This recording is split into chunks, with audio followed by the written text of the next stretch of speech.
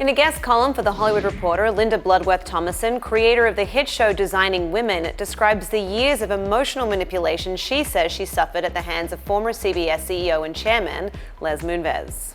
Bloodworth Thomason asserts that she was never sexually harassed or attacked by Moonves, who stepped down from his post last week amidst numerous allegations of sexual misconduct, but that her experiences were subtle and destructive in a different way. Writes Bloodworth Thomason as she begins her piece, "In spite of my proper Southern mother's admonition to always be gracious, I am all out of grace when it comes to Mr. Moonves. In fact, like a lot of women in Hollywood, I am happy to dance on his professional grave." In 1992, Bloodworth Thomason was given a writing and producing contract at CBS for $50 million, the largest contract of that kind in the history of the network. The deal included 5 new series with steep penalties for each pilot not picked up. At the time, Bloodworth Thomason was enjoying the success of Designing Women, which was groundbreaking as it tackled subjects such as sexual harassment, domestic violence, sexism, and racism. The showrunner recalls then CBS chairman Howard Stringer and president Jeff Sagansky attending many of the Designing Women tapings where they reveled in the show and even quoted lines. Writes the former showrunner, "It was, to say the least, exhilarating. Little did I know that it would soon all be over." By 1995, Moonves had taken over as the president of the network. By then, writes Bloodworth Thomason, I was producing a new pilot prophetically titled Fully Clothed Non-Dancing Women. I was immediately concerned when I heard that Mr. Moonves was rumored to be a big fan of topless bars. Then, someone delivered the news that he especially hated Designing Women and their loudmouth speeches. History has shown that, in general, it has been the men who have done the raping and the robbing and the killing and the warmongering for the last 2,000 years. Bloodworth Thomason relays her memories of meeting Moonves at the first table read for the pilot, where, she says, he sat and stared at me throughout the entire reading with eyes that were stunningly cold, as in, you are so dead. As soon as the pilot was completed, Moonves informed me that it would not be picked up. I was at the pinnacle of my career. I would not work again for 7 years. The writer and producer details that, due to her contract being so valuable, she continued to try to win over her new boss, only to have every pilot she wrote turned down. Often, if he would catch me in the parking lot, he would make sure to tell me that my script was one of the best he'd read, but that he had decided, in the end, not to do it, she writes. It always seemed that he enjoyed telling me this, just enough to keep me in the game. I was told he refused to give my scripts to any of the stars he had under contract.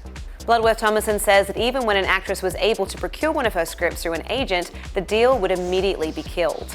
It was like a personal vendetta, and I will never know why, Bloodworth Thomason ponders. Was it because I was championing the New South, or an admittedly aggressive feminist agenda, or both? When the legendary Bette Midler informed Moonves that she wanted to do a series with me, I'm told he denied her request. When the singer Huey Lewis, whom Les had become enamored with, chose me to write a pilot for him, his contract was cancelled. Eventually, it became clear to the screenwriter that Moonves would never put one of her shows on the air, so she decided to leave. Says Bloodworth Thomason, "It was never really about the money anyway. I just wanted to work. People asked me for years, where have you been? What happened to you? Les Moonves happened to me." Bloodworth Thomason speaks fondly of the CBS she once knew and expresses her pride in working for a company that seemed to champion crazy, interesting, brash women from Mary Tyler Moore and Rhoda to Maud to Murphy Brown to the Designing Women.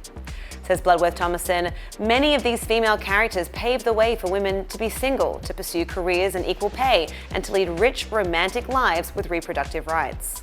However, she recalls walking the halls of the original CBS building and realizing that the portraits of these trailblazing women had been removed from the walls. I don't know why, and I didn't ask, writes Bloodworth Thomason. I just know that the likes of them have rarely been seen on that network again. Our guest columnist then reflects on the day she officially left the network, when Moonves allegedly said he would only pay a tiny fraction of the penalty stipulated in her multi-million-dollar contract. Notes Bloodworth Thomason, my incredulous agent asked what he should tell me. Mr. Moonves replied, tell her to go f*** herself. Bloodworth Thomason confesses that she wasn't surprised when Moonves admitted on September 9th that he may have made some women uncomfortable and that those were mistakes.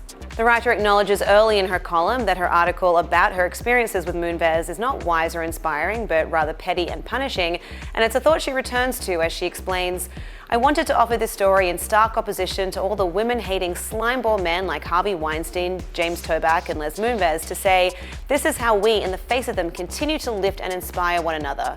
But I don't feel inspired anymore. I just feel angry. She She continues, "The truth is, Les Moonves may never be punished in the way that he deserves. He will almost certainly never go to jail, and he has already made hundreds of millions of dollars during his highly successful and truly immoral, bullying, misogynist reign."